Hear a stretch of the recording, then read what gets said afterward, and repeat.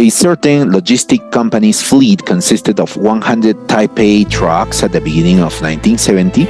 At the end of each year, starting with 1970, the company retired 3 of the Type A trucks and acquired 6 new Type A trucks. How many years did it take before the number of Type A trucks left in the company's fleet was less than 50% of the fleet? There's a situation here where a company's fleet had 2 types of trucks that were changing in numbers alongside time, starting in 1970. Let's say that the total number of Type A trucks at any moment is A, and the total number of Type B trucks is B. Okay? Because this will make easier to analyze our problem. Number of Type B trucks, number of Type A trucks, and let's say that at any point means that this is a variable amount that depends on the time passed ever since 1970.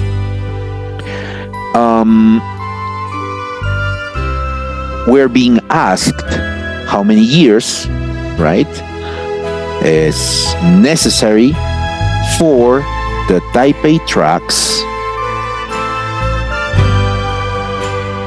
to be less than 50% or 1/2 of the whole fleet. Okay, the whole fleet is the sum of the Type A trucks plus the Type B trucks. If we simplify this inequality a little bit, we would have 2 times A is less than A times B. In other words, A less than B. We're actually trying to find out what is the number of years that needed to pass for this condition to be true, for the number of Type A trucks to be less than the number of Type B trucks. This is what we're actually being asked. So let's find the value of t, right? Let's find the value of t, which is the number of years since 1970. Can we define the total amount of Type A trucks in terms of the number of years since 1970? Yes, because we are told that at the beginning, on this year or on that year, there were 120 trucks of that type. But then, after each year passed, the company retired 3 trucks of that type. So, by retiring 3 every year, that means in 1 year they retire 3, in 2 years, 3 times 2, 6, in 3 years, 3 times 3, 9, and so on. So, after t years had passed, t times 3 trucks were retired, or 3t. So, from the original number of trucks, which was 120, we would need to deduct 3 times t.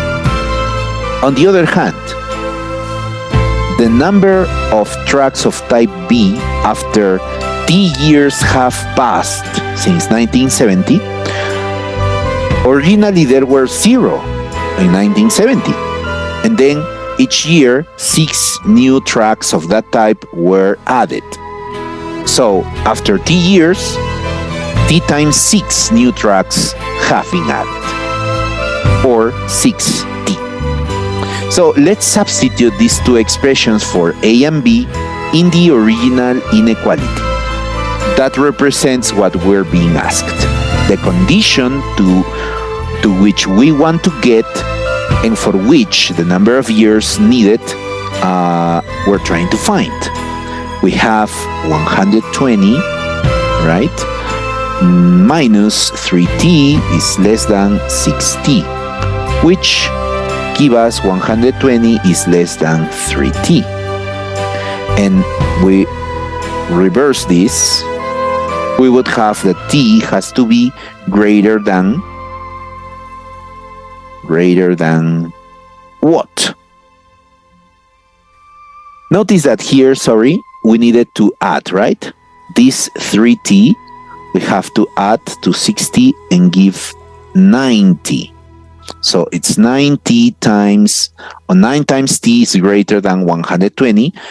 120 over 9 here on the right side. T is greater than 120 over 9.